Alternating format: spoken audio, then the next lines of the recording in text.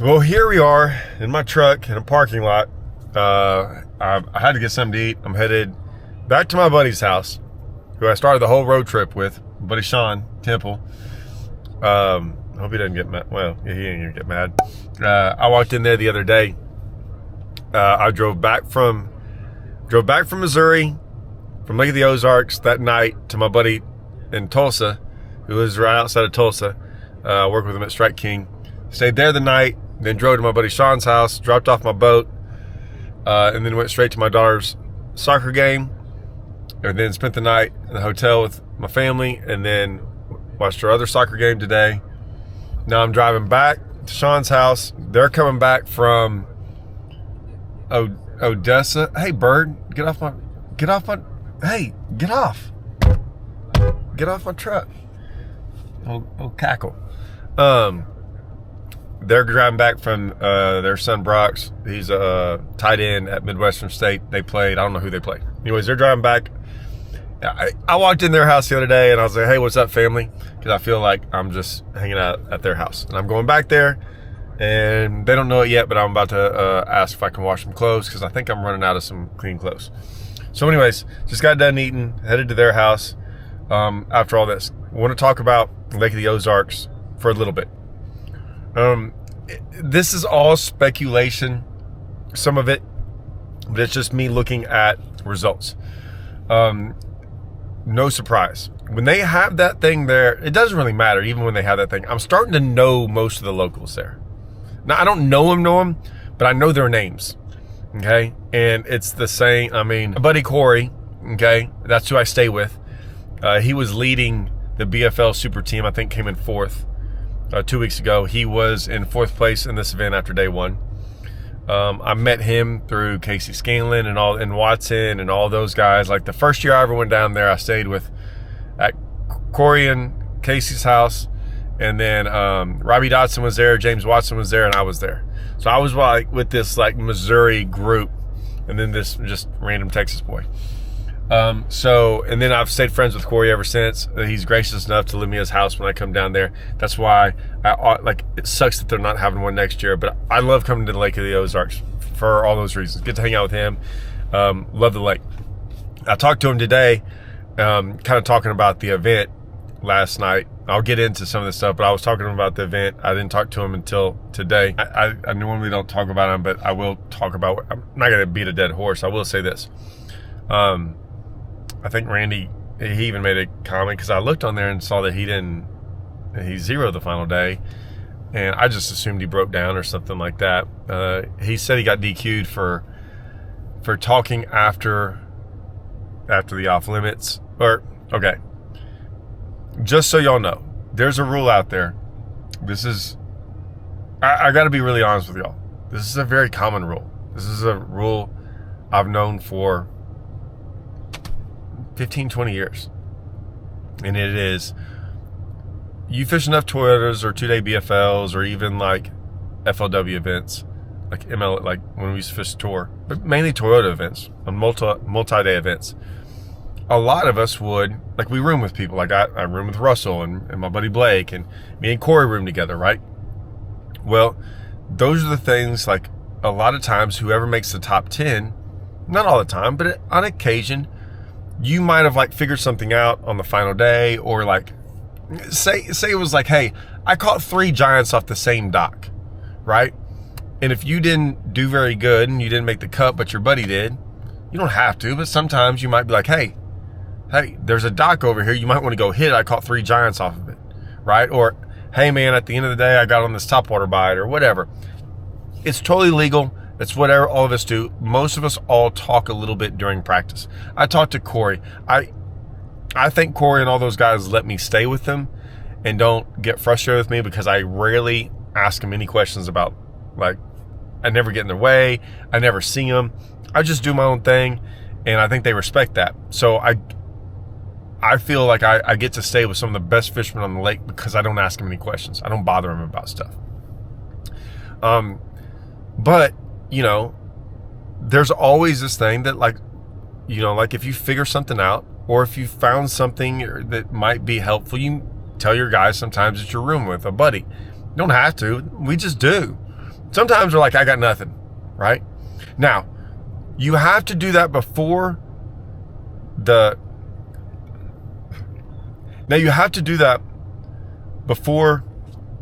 meeting. So they usually have it used to be a top 10 meeting, now it's a top 25 meeting. They have a meeting, and you have to get that information before then.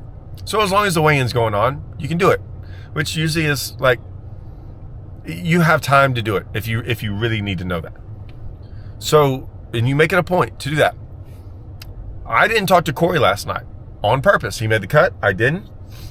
That's why I talked to him today. I was going to talk to him about like my event and his event and like just BS, goof around about whatever we had going on. This is a known rule. Maybe for someone who's never fished a Toyota before, but this is a rule that's like been around. Every meeting, because I've had 2 tournament directors in Toyotas my entire life. Ron Lampin and Mark McQuall. I've made, I don't know how many cuts. Quite a few cuts. 25, 30, 40 cuts in my lifetime. I've been told this every single time. No more information. After this meeting, no more information. You cannot talk to anyone unless they are in the event. I'm not gonna beat a dead horse, but he said he didn't know that rule. He's fished MLF longer than I have. That was an FLW rule. He fished FLW a long time. So, the only thing that makes me nervous about that is that when there's a rule in place that if someone says, hey, they didn't know that rule, but it's a rule that's been there forever, you just kind of wonder, like, how many times does that go on without anyone, like, does he do that all the time if he didn't know the rule? But it said that at every top 10. I don't know, whatever. Anyways, that went down. Other than that, they didn't catch him that great on day 3.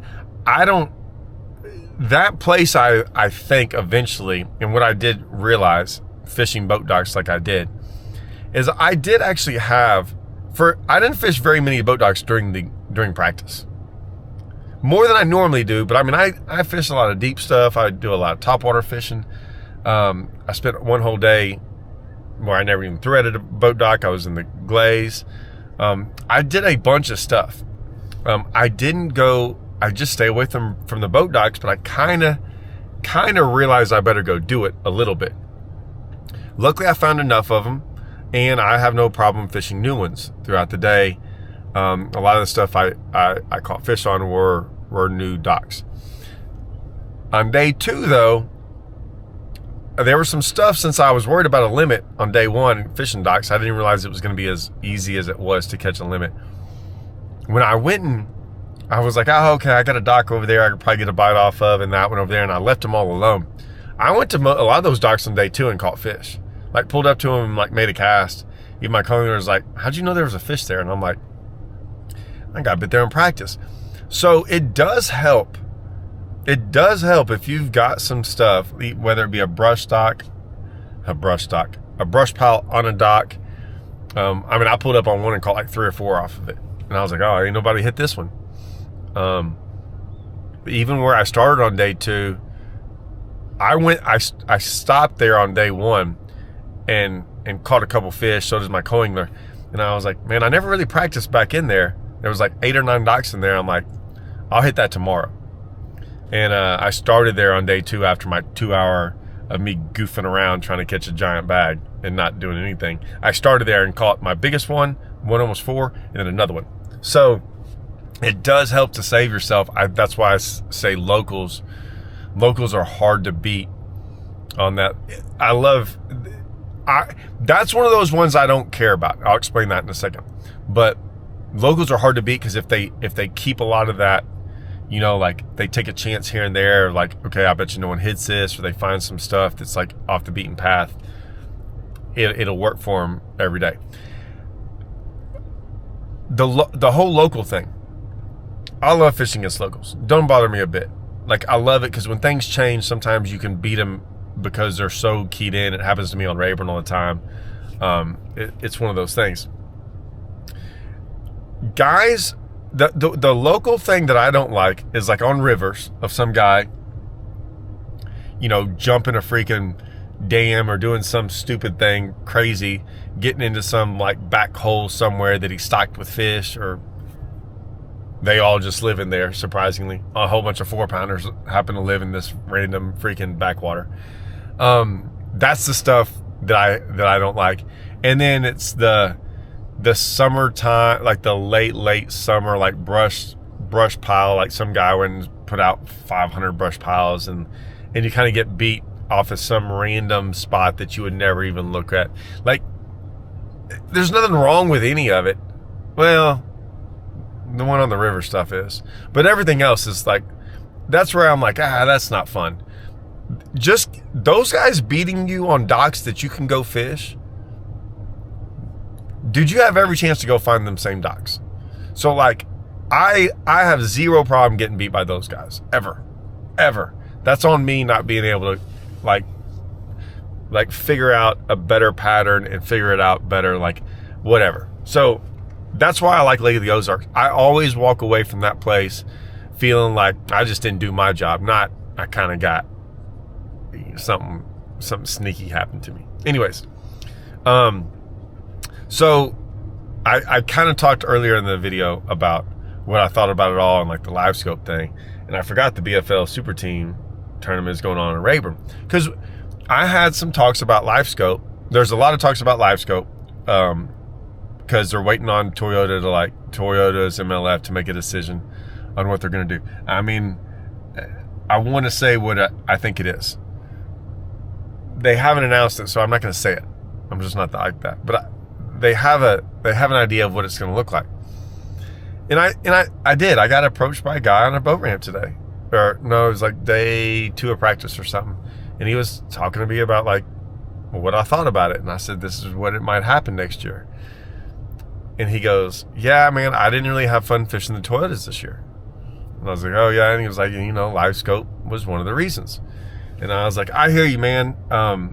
He said, but I've been fishing for years and it just wasn't as fun. And I've kind of gotten into some arguments with some people, some fishermen, like old guys, not the young guys, the old guys going, everyone keeps talking about it's money and this and that and certain things. And I'm going, I've talked with enough people like that guy, and you can say whatever you want to about him and his opinion. It doesn't matter. It's his opinion, and he's like, man, it's just not, I don't know. He says there's something off, that he didn't like fishing as much as he used to. I said, I get it. I was like, if they do this new change, I said, I think it's the best of both worlds, right? I think it'll be a good thing. It's a good compromise, okay? Just to see where we're all at. And I was like, yeah, man. He goes, well, where I'm from, live scope really isn't a big deal. Like, no one uses it, like from the rivers or whatever and stuff like that. I'm like, oh, well, where I'm from, like I do it all the time now because I have to. I live on Rayburn, and every single tournament, every single one in the last 3 years basically is one off of live scope. And I was like, it just is. And then I went and looked at the super team results. The tournament is about to be over, but I looked at like day 1, and I was like, live scoper. I mean, it's not like a question. It was the top 5 were all live scopers. And then I look at like these guys that were like hammers back in the day. And I say back in the day, 3 to 4 years ago. And they're so far off pace of these live scopers, it's not even funny. And then it's like a group of live scopers, and then like some guys that did okay, and they might be live scoping too. I just don't know who they are, but they're still 4 or 5 pounds below them. And then it's like the fishermen I know, like the true fishermen, like not true fishermen, the guys that really that I know don't do any live scoping. All they do is fish. They're like 7, 8 pounds back. And I've won a super team, right? And I kind of blew it out when I won it. I beat my buddy Phil Marks. He came in second, and I won by 3 or 4 pounds. And I would be getting, they're gonna blow that mark out of the water. And so then you look at all the guys. They only had 80 guys in this thing. 80. On Rayburn. 80 guys. And I was like, 60 of them don't even have a chance to like... There's a good chance 60 of them, or at least 50. I bet 50 of them don't even match what the top 5 guys after 2 days weigh. So they're like 25 pounds. There's a couple 25 and 25 4-pound bags. Half the field won't catch that in 2 days. And then they wonder why the numbers are down. And it's because a lot of those guys don't feel like they have a chance. Now, there's going to be a bunch of people on here that instantly start crying about it. And I'm like, you can cry all you want to. However, it's why some of the numbers are down. Because guys are looking up going, they don't have a chance. I'll be honest, like, this isn't a live scope or non-live scope thing.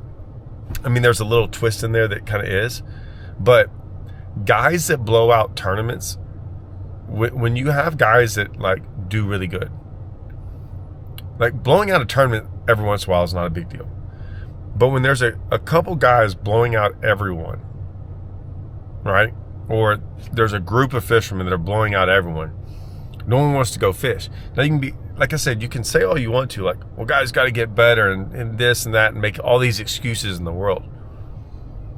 But that's part of tournament fishing, is that, like, you've got to figure out a way to, like, make it a little bit more, when I say level, and people aren't going to understand this. I'm just telling you how it is. When I say level, there's reasons why guys put on there no guides, no pros, no, like, they put restrictions on who they want in fishing tournaments. I don't have a problem with any of that. The reason they do that is because numbers get so low, because certain guys keep winning. And it's been a struggle like that from the day I started tournament fishing. And you have to put, I'm not saying you have to, but the worst thing you can do is have some guys dominate all the time. It kills tournaments. It is what it is. And so that's why I've always said that, like, things will always, whether it be this or anything else, that you have to limit, you have to figure that out some way. Sometimes you can overlook it because tournaments pay a bunch of money, and there's champion. That's why I always say, I don't want to limit anyone from fishing. Right? I just say fish the best stuff. Like, fish the stuff that freaking pays the most and does all that stuff. And that's why everyone's like, why don't you go fish the NPFL and all these stuff? And I'm like, pay me? Like, I don't understand why everyone wants to, like, me to go fish all this stuff. I will go do it. I will put my address down, and you can mail me a check for all those entry fees. And see if you like paying. I don't like paying 30 grand in entry fees. I doubt you do too, just to see me go fish. But if you're willing to pay me 30 grand, dude, I'll go fish them next year. And I'll tell you right now, I'm waiting every day for that mailman to come deliver me that check. Guess what? I bet you I don't wait too long. I'm not gonna be holding my breath for it. That's for sure. No one wants to pay 30 grand for me to go fish. I don't want to do it. Why would anyone else want to go do it? I'll go do it though. Just waiting on it. I can make way more money just paying my own little entry fees. $300 and $400, $200 and $300, $400. The super team, yeah, it's on Rayburn. I'd still much rather drive and fish the Toyota. And Toyota's a better deal. And I had way more fun. Like I said with my buddy Corey. That was my whole Lake of the Ozarks. I love that place. That place is fun. It's not fun driving back at weigh-ins if it's dead calm and sunny. And I told Mark a long time ago, man, can you please, like, I'm surprised those guys from up there don't complain about that and be like, hey, let's have this thing on Thursday, Friday, Wednesday, Thursday, Friday, and leave the Saturdays to them big boats. Because that ain't fun. All right. Go to my buddy Sean's house. Go get some work done. We got to go to a lake tomorrow and go practice. We go practice another lake. I haven't been to. Only been there once in the fall in my life for a championship, and we won it. Me and my buddy Brent. That was a long time ago, and since then I've never been to that lake in the fall, so I'm interested to see what happens. But that is my breakdown. Oh, if you stay this long. I'm still going to do a little bit of breakdown, kind of like of what happened in the tournament. I got some work to do. I want to make sure I get all those right. I will be honest with you. It'll be some of the stuff will be on there. My private channel, y'all better get ready. I'm unloading everything on that thing. Every fish catch, I don't care how big, how small. I'm explaining why. There's a lot of fish catches, a lot in practice. Because I didn't show I'm going to do a whole thing on that because I got almost all the footage. So private channel is going to be off the hook here in a little bit. All right. See y'all. Oh, throw this in there too. I did a deal about my rain suit the other day, right? And I put on their Explorer, and someone was like, "Hey, I couldn't find it." It's called the Voyager. The Voyager. The Explorer is the part of the material that they make. I didn't know all that. I just saw it on there and thought that. I don't never know. I looked on the tag, couldn't even find it. Voyager. That's what that rain suit is. So check that out. Use my code Todd20. See y'all.